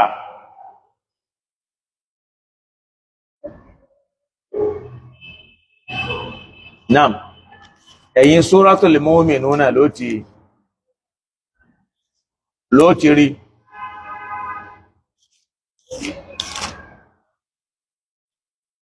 Suratu Shu'ara naam wọ́n máa wọ̀rí ìmìnà ti rí tó bá wo Suratu Shu'ara yìí ìwọ fúnra rẹ̀ wọ́n mọ̀ wípé ìsìláàmù dùn púpọ̀ àwọn là ń fọ́ ìsìláàmù lójú ànìsíyànù ní tàwọ́kọ̀ ní èyí tí mo fẹ́ mú ẹlẹ́ẹ̀kẹjọ àìmọ̀kan nígbà àìmọ̀ tó bá lọ́nú àyà 20 nínú àyà 20 ó rí pé ńgbà tí Ọlọ́run rán Mùsá sí Fáráò ngbo wá dọ́dọ̀ Fáráò sọ pé alam nurabbika fina walida ṣé kìí sọ̀dọ̀ wa náà láti tọ́ nígbà tó wà kékeré tó ń jẹ́ ọmọ ìyá yìí wala bista fina min umrika sinina tó sì lò àwọn ọdún tó níye lọ́dọ̀ wa wa fa'alta kallati fa'alta wa anta minal kafirina tí wọ́n náà ṣàṣe má ṣe tó ṣe ń gbà náà tí wọ́n náà sì jẹ́ nìkan tí wọ́n náà ṣẹ̀ tó wà nínú àwọn tó ṣẹ̀ ṣe wá fẹ́ tún sí pé Musa wà náà wọn káfìrí ni kò wá ní wa anta minal kafirina kúfúrù níyà yìí tí wọ́n náà ṣàìmoore sí wa toróre láṣẹ fún ọ ibi ló fi ṣí wa. Naam, Musa wá dáhùn wípé kọ́ọ̀lá ó wá sọ pé fa'alituha ìntẹ́ ní mo ṣe yìí mo ṣe ìdá nígbà náà wa ana mina dọ̀ọ̀lìn nígbà tí mi ò dákan mẹ́ ní àìmọ̀ kan ló bí mi ò mọ̀ọ́mọ̀ torí pé kò láníyàn kó ń fẹ́ pààyàn ó kàn fẹ́ lájà ni má jẹ lágbájá yìí má fìyà jẹ fàwàkásàwú ó sì ó tarí èèyàn fákọ̀dọ̀ àlẹ́ yìí ọlọ́ndẹ̀ ní kásìkò ẹ̀ tó ṣáwà ní Musa nù ni ṣáwà sọ pé Musa nù ni ó ní wàá náà mìíràn dọ̀ọ̀lì nígbà náà mo wà níbi àìmọ̀ ní mi ò dákan mọ́ àlìjálù ní àìmọ̀kan irú ẹ̀ náà àṣìṣe yẹn náà wọ́n lò bẹ́ẹ̀ fún Ànábì Yakub pé innaka lafi dalalika alqadimi ó yìí wà lórí àṣìṣe rẹ̀ tó ṣe lákọ̀ọ́kọ́ níbi pé ó gbé ìfẹ́ Yusufu sẹ́mi táwọn ọmọ ìyá rẹ̀ fi ṣe bí wọ́n ti ṣe ó yìí tún rántí ẹ̀ lójú wọn náà. ẹlẹ́ẹ̀kẹsàn tí mo fẹ́ mú wá náà ni ad-dalal alladhi huwa diddul haqq eléyìí ni dọ̀lá ti ń jẹ́ orogún ìdákejì ìmọ̀nà àárí ẹnu ọ̀rọ̀ Ọlọ́run ní súrátù Sọ̀fáàtì lẹ́yìn súrátù Yáòsín tọ́lọ ní walaqad dalla qablahum aktharul awwalina tó bá sì wo bí iná ó rí pé ọ̀rọ̀ kèfèrí náà lọ́lọ́wọ́n bá mi ó tún máa sọ mẹ́ súrátù Sọ̀fáàtì níbi ó ti ní wá Sọ̀fáàtì sọ́fà aya 71 aya 71 òun náà lélẹ̀ nígbà Ọlọ́run bá ní thumma inna lahum alayya la shawban min hamim Ọlọ́run bá ń ròyìn ìyà tí ń bẹ fáwọn olùkọ́tọ̀ Ọlọ́run nínú náà Jahannama ó ní thumma inna marji'ahum la ila al-jahim túláàsì ní pé kò síbi tí wọ́n padà kángun sí kọjá náà jahim innahum alqaw aba'ahum dallina torí pé wọ́n lọ pàdé àwọn bàbá wọn dallin tí wọ́n sọnù ṣáájú wọn ó ní fàwọ́mọ́ aláàtàrí tó ráwọn náà mú orí pa ìpasẹ̀ àwọn bàbá wọn nì yorùhún làwọn náà ń lò ní ò jẹ́ kí wọ́n gbá tọ́lọ́hun ni wọ́n fàbáyé jẹ́ pé ìṣẹ̀ṣe lágbà ìtàwọn bàbá wa ti ń ṣe ní ẹnìkan ò lé ní a máa ṣe mọ́ ọlọ́ni wà laqad qablahum aktharul awwalina ó ti sọnù dọ́là ń bẹ̀ yẹn ṣe pé mẹ́ẹ̀ẹ́sìn ó ti sọnù àwọn ilé ìganlẹ̀ tó ṣìnà tọ́lọ̀ ń bá lòdò láàlù ń bì kan ó lò fún kú ibi tó bá ti lò fún kèfèrí ó sọnù ní àbópòfo tó bá ń lò ń bi tó ti jẹ́ múmi ní àbá nẹ́bí Ọlọ́run kìí ṣe túmọ̀ rẹ̀ ó ní laqad qablahum ó ti ṣìnà ṣáájú wọn aktharul awwalina èyí tó pọ̀ jù nínú àwọn ẹni ìṣáájú ó ní laqad arsalna fihim munzirin torí arán olùkìlọ̀ sí wọn fanzuru kayfa kana akibatu alimunzarina ẹ wá wo tó gbẹ̀yìn àwọn tá kìlọ̀ fún náà látara pé wọ́n gbà kìlọ̀ iná ló padà wá gbẹ̀yìn wọn. Naam, insha Allahu ta'ala ó dà pé ibi ìláfẹ́ dúró sí ní èní nítorí pé àsìkò ti lọ á tún mú ìtókù á mú lọ́la torí pé á wọnú àdísù kullu bid'atin dalalah gbogbo ń tá a bá ń pè ní bídíà pátá dalalatun àṣìṣe ni you are making a mistake kìí ṣe yí pé anù àdísù ànábì nìyẹn wa kullu dalalatin fi nnar gbogbo anù yẹn o ni ó wà jẹ́ núuná ẹ gbogbo ẹni tó bá ti kó sínú àánú yẹn o yóò wọ̀ náà rárá. èyí wòye sọ̀rọ̀ ànẹ́bì wọ́n fi kún ọ̀rọ̀ ànẹ́bì ni ibẹ̀ yẹn láwa máa sọ̀rọ̀ lé lórí tó bá di lọ́la insha Allah subhanahu wa ta'ala. àdísù ànẹ́bì ni kullu bid'atin dalalah. gbogbo tí èèyàn bá dálẹ̀ tó tuntun o nǹkan yẹn ó sì máa jẹ́ mistake o àyàfi tó bá bọ́ sójú rẹ̀ lọ́dọ̀ Ọlọ́run ni ò ní ṣe kíni ni ò lè jẹ́ mistake. wa kullu dalalatin fin nar. àmọ́ gbogbo káwá ní gbogbo àánú náà ẹni bá kó sínú ẹ̀ ló wọ̀ náà rárá o torí pé kalimatu dalal ó wà fún Musa alayhi salam, kalimatu dalal nínú al-Qur'an wọ́n lò fún Yakub, kalimatu dalal wọ́n lò fún Nabi Muhammad nínú al-Qur'an. ló fi ní ma dalla sahibukum wa ma gawa. yẹn pé ma dalla in tí Ànábì ń wí fún yín ni ma dalla kìí ṣe kó ṣì wí dọ́là ń bẹ̀ yẹn kò ṣe mistake pẹ̀lú tí ń sọ tẹ́fì máa lérò pé ó ń ṣì wí ni wà máa rọ̀ á kìí sì ṣe pé làákàyè ẹ̀ dàrú tàbó ti ṣìnà kò mọ tí ń ṣe mọ́ ṣàpọ̀ àyà kan nìyẹn dọ́là yẹn náà ni gọ̀wá yẹn náà ni ó tún ní wà wá jàdákà dọ́lán fàhàdà ó gbọ́ bí sẹ́yìdù náà lè ṣe tu lọ́la ṣe ká wá tu pé wà wá jàdákà dọ́lán wọ́n rí ọ lẹ́ni tó ṣìnà rárá o wà wá jàdákà dọ́lán ẹgbẹ́ wa dúhà والليل إذا سجى ما ودعك ربك وما قلى وللآخرة خير لك من الأولى ولسوف يعطيك ربك فترضى ألم يجدك يتيما فآوى ووجدك ضالا فهدى. ìyẹn ni pé Ọlọ́run rí ọ lẹ́ni tí ó mọ̀ nǹkan kan ó gbọ́ fahada ó wá fún ọ nímọ̀ ó fi ọmọ náà torí pé ìmọ̀nà tó wá báyìí Al-Qur'ani ni ìdámẹ́ tọ́lọ̀ bá mọ́ sọ fún pé walayi ittaba'ta ahwa'ahum ba'da alladhi ja'aka min al-ilmi ilmu wo ìyẹn ni wípé kúl inna hudallahi huwal huda aya ẹni sì wajadaka dallan Ọlọ́run rí wa nábì lẹ́ni tí ó mọ̀ fahada ó sì fa Al-Qur'ani mọ̀ ó fún ọ níwáyí ó fi sọ ẹ́dẹni tó mọ̀ rí pé mo sọ bí kan pé al-huda yẹn àìmọ̀ kan máa ń jẹ́ bẹ́ẹ̀ ṣìkáwá sọ níbi ní ìsìn torí pé a fẹ́ tú ìdá dọ́là káwá ní wàwájẹ̀ dákà dọ́là Ọlọ́run rá nábì ó rí lẹ́ni tó sọnù àbó rí lẹ́ni tó nù rárá o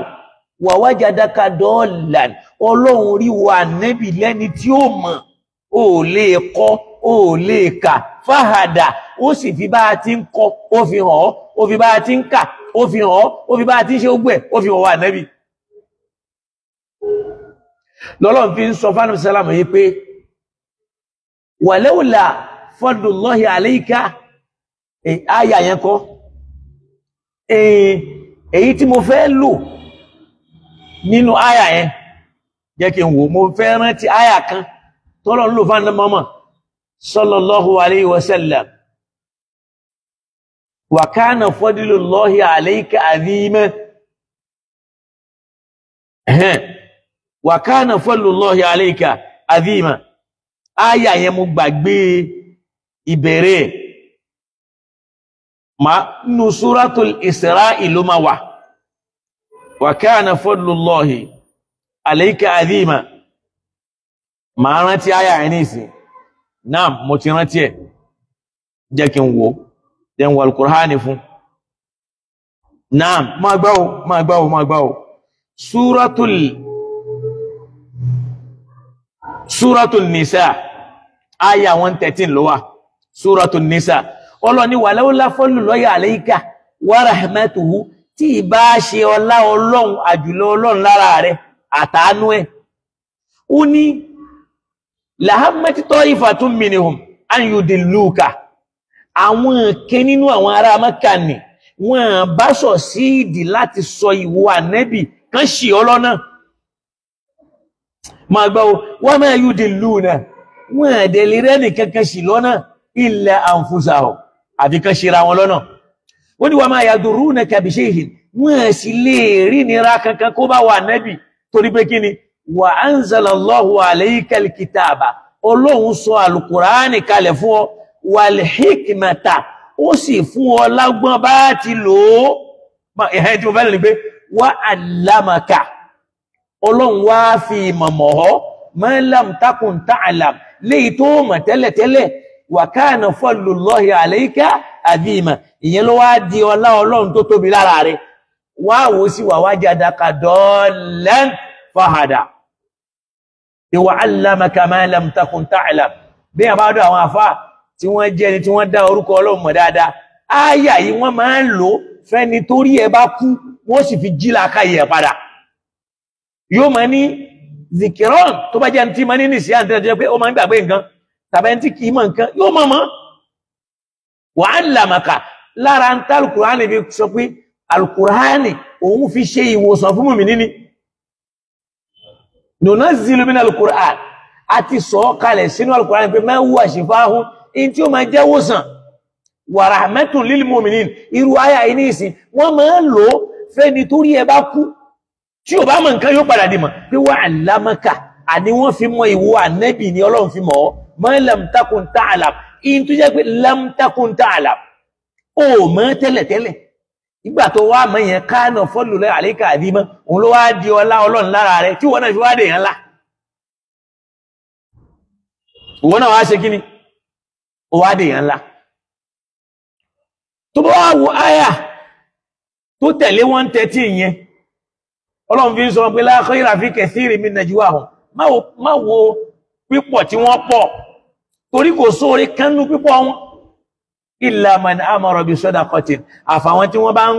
kọ́ àwọn èèyàn kan ṣe dáadáa ẹ tọrẹ àánú ẹ káwọn èèyàn ń ṣeré ẹ jẹ́ kán máa ṣàtúnṣe láàrin ara wọn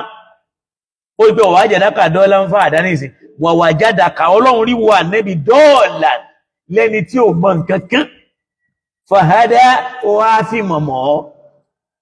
so kí mùsùlùmí kan wá máa tún pé wa wajadaka dallan àwọn kan máa dọ́gbọ́n fún wa ní Ọlọ́run rí ẹ lẹ́ni tí ó mọbi tó ń lọ ẹlòmíràn ní Ọlọ́run rí ẹ lẹ́ni tó sọnù Ọlọ́run rí ẹ fáànù Muhammad tó àníbó ló sọnù sí ẹ̀ntà ní wa taqallubaka fi sajidin gbogbo ìrìn àjò ẹ láyé ara àwọn tí wọ́n mẹ́sìn lọ́hùn lórin títí tó fi dáyé ara àwọn tí wọ́n ń sin lọ́hùn bàbára àjíkan ló ń bọ́ sí mi gbogbo wọn pátá olùforíkanlẹ̀ fọ́lọ́hun tí wọ́n máa ń sin lọ́hùn ni wọ́n wajadaka dallan Ọlọ́run rí wa Ànábì lẹ́ni tí ó mọ̀ fahada ó wá tàn mọ́lẹ̀ mímọ̀ sí ọ kullu bid'atin dalalah kìí ṣe ìtumọ̀ pé nìyẹn sọnù kullu bid'atin dalalah gbogbo bídíà láyé àṣìṣe ni torí pé aládìsù kan tó sọ fún wa pé ma haddatha qawmun bid'ata àwọn èèyàn kan ò ní dá nǹkan kan lẹ̀ illa wa qad rufa'at anha sunnatun misluha ẹni ráwọn kankan kọ́dá kìíní kan lẹ̀ kó jẹ́ bídíà nínú ẹ̀sìn illa wa qad rufa'at anha àbí kó jáde pé nǹkan kan wà tó ti sọnù mọ́ wọn lọ́wọ́ tó fẹ́ jọrú tán ṣe nì làwọn náà wá ń ṣe pé ẹjẹ́ àṣẹ báyìí nǹkan kan ló sọnù mọ́ wọn lọ́wọ́ ṣe pé nígbà tí nǹkan sọnù mọ́ wọn lọ́wọ́ tán wá ń ṣe bá mi kí náà ń ṣe yẹn wọ́n ń ṣàṣìṣe kìí ṣe pé wọ́n sọnù torí wọn kọ́ tọ́lọ́hun wọ́n sì àṣìṣe ni wọ́n ń ṣe ẹ̀bẹ̀ kullu bid'atin dalalah gbogbo àdádálẹ̀ mistake ni ó lè bọ́ sójú ẹ̀ lásìkò tí wọ́n bá ń ṣe mistake ni ó máa jẹ́ Ọlọ́run ló lè endorse ẹ̀ àmọ́ kẹ́nìkan wá ní àánú ní rárá o torí pé èèyàn ṣe bídíà ò túmọ̀ sí pé Ọlọ́run ò ní san lẹ́san rẹ̀ torí pé wàrà abaniyatan ibtada'uha ma katabnaha alayhim fama ra'awha haqqa ri'ayatiha fa'atayna alladhina amanu minhum ajrahum àwọn tó gbàgbọ́ tí wọ́n ṣe bídíà tí gbàgbọ́ wọn jókòó tí wọ́n ṣe dáadáa a san wọ́n lẹ́san wọn Al-Qur'an ló sọ bẹ́ẹ̀ fún wa insha Allah lọ́la a wà bọ́ sórí aya Quran la sọ lónìí àwa bọ́ sínú hadith kí làwọn àfáà sọ kullu bid'atin dalalah gbogbo bídíà kọlà nù tóra àtún mẹ́nu bà lọ́la àwọn bídíà tó wá lọ́dọ̀ àwọn sọ̀hábà àwọn bídíà tó wá lọ́dọ̀ àwọn tábàáìn àwọn bídíà táwọn sọ̀hábà gan ṣe lójú ayé ànábì tó sì ṣe míì lójú ẹ̀ náà tó rí pé yóò pa wọn lára tó sọ pé ẹ má jẹ́ aláṣẹ jù ẹ má ṣe báyìí tó bá yẹ pé kullu bid'atin dalalah tí gbogbo bídíà bá jẹ́ dalalah ni tó bá jẹ́ dalalah ni tí gbogbo dalalah fi náà rí ní Ibn Taymiyyah ó ṣe é ṣe kó má ra àlìjẹ́nnà Imam Nawawi tó bá lọ jẹ́ bẹ́ẹ̀ pé gbogbo bídíà ni dalalah ni wọ́n ṣe é ṣe kó má ra àlìjẹ́nnà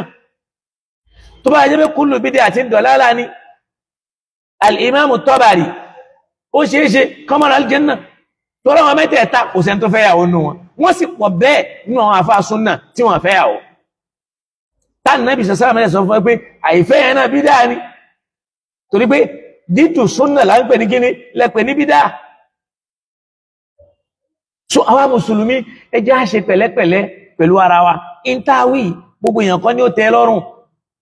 yóò táwọn ọ̀kan lọ́rùn ó tẹ́wọ́ lọ́rùn ó tẹ́wọ́ lọ́rùn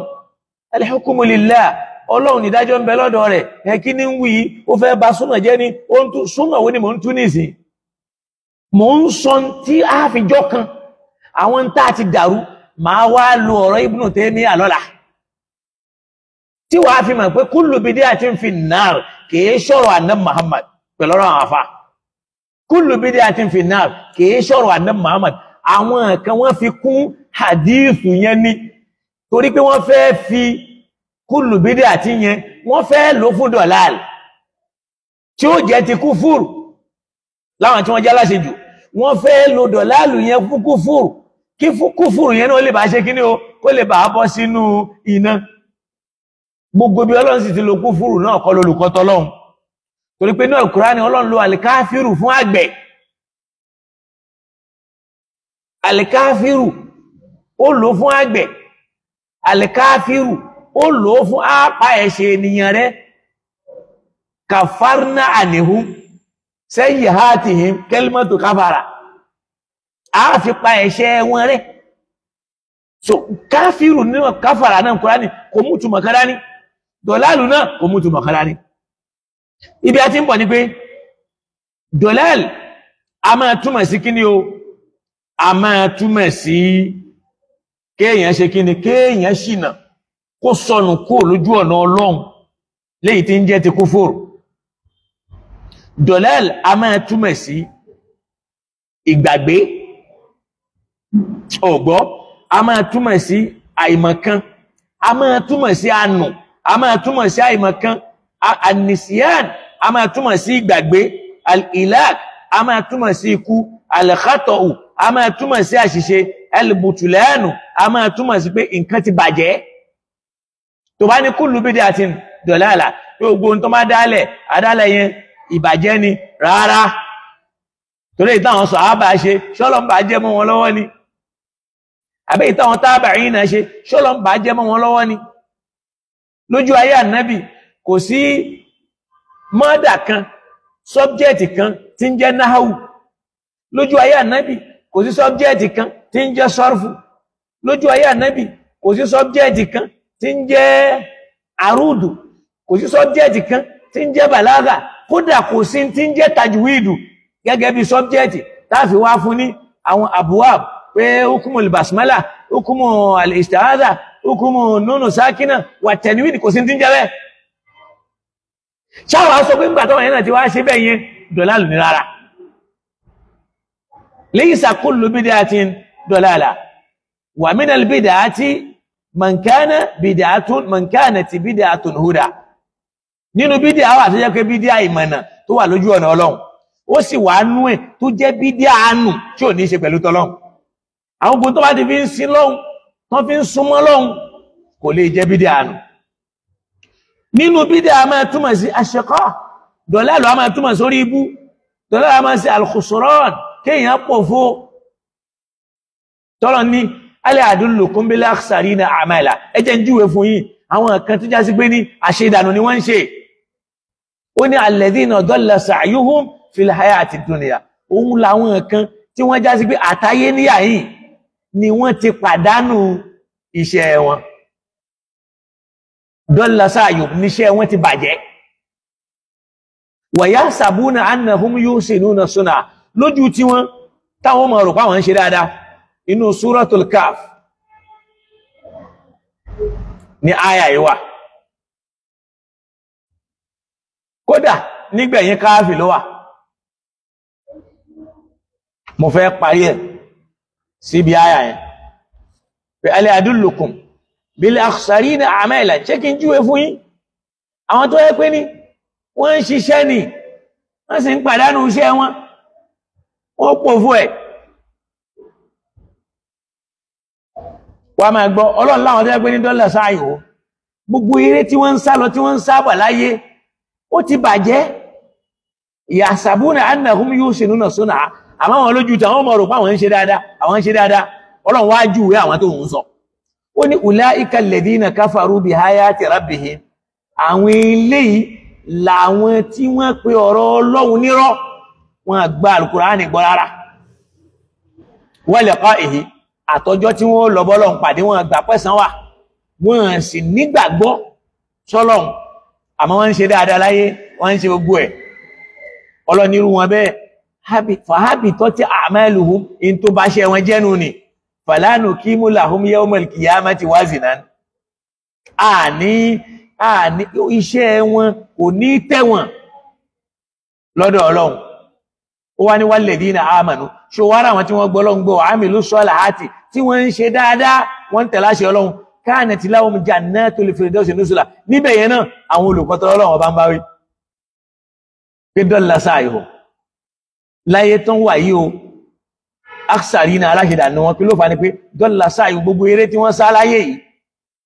tó ń pariwo humanity tí ó sí lọ́hùn yìí, ó ti ṣe gbogbo ẹ̀dànù. Kí ló ṣe máa ṣe dáadáa sí èèyàn tó ní sí lọ́hùn? Ẹni tó dé wá sáyé tó rè ọ́ láti inú oyún, tó rè ọ́ tẹ́ gbogbo òdọ́dọ̀ rẹ, omi gbóná òdọ́dọ̀ rẹ, òtútù òdọ́dọ̀ rẹ, wàhálà ọkọ̀, ó sì mú ọ wáyé láti ibi tó kéré, ó sì gbàbẹ̀ jáde. Tẹ́nìkan ò lè rò pé nǹkan tó tó bẹ́ẹ̀ lè gbàbẹ̀ jáde tẹ́lẹ̀, ó wá jáde táyé, ó wá níta lọ́rọ̀ bá níjà mọ́. Pé tó bá ti ń fún àwọn èèyàn lówó tó ń fún wọn lóúnjẹ ó ti tán. Ó dá aláyé léèyàn, ó ní dá lọ́dọ̀ Ọlọ́run ni.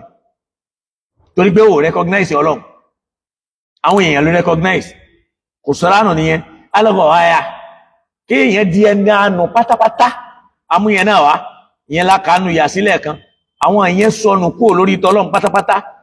Naam, ìyẹn lọ bẹ́ẹ̀. So, tàbá ní kullu bid'atin dalalah. Ìtumọ̀ ẹ̀ tá àgbà lérò ńbẹ̀ náà ni pé kullu bid'atin, gbogbo àdádálẹ̀ láyé tí a fi ń ṣẹ̀sìn dalalah, mistake ni. Ó gbọ́, mistake ni. Ànábì ò sọ pé wa kullu dalalatin fin-nar. Kó á ní gbogbo mistake yẹn o inú náà ni. Àwọn àfáàmọ́ àwọn tí wọ́n fẹ́ rọ́ nítorí kí dọ̀lálà tàkọ́kọ́ yẹn kó lè túmọ̀ sí ìyapa Ọlọ́run. Ìyẹn ló bí kárí nínú àwọn àfáà tí wọ́n ń sọ pé al-ma'siyatu ahabbu ilayya min al-bid'ah, kí èèyàn yapa Ọlọ́run ó tẹ́ àwọn lọ́rùn, àwọn fẹ́ràn rẹ̀ ju kó ṣe bídíà lọ. Wọ́n ní li'anna al-ma'siyata yutabu anha aw yutabu minha, torí pé ìyapa Ọlọ́run yẹn ó lè ronúpìwàdà kó lóhun ò ṣe mọ́. Wal bid'atu la yutabu minha, wọ́n ní bídí àwọn èèyàn kí ronúpìwàdà. Àwọn sàhábà al-kiram àtàwọn tabi'in táwọn bídí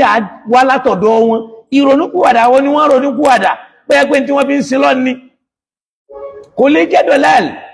Insha Allahu ta'ala ilé yóò ní part 2 pẹ̀lú ògo lọ́dọ̀ Ọlọ́run, a wọnú ẹ̀rọ la insha Allahu subhanahu wa ta'ala. Ní dé àsìkò kan náà kọ́lọ̀n kó gbà fún wa, kó síjú àánú okó wa, kó sì ràn wá lọ́wọ́, kó má ṣe eléyìí, kó má ṣe láwìí ma fún wa o,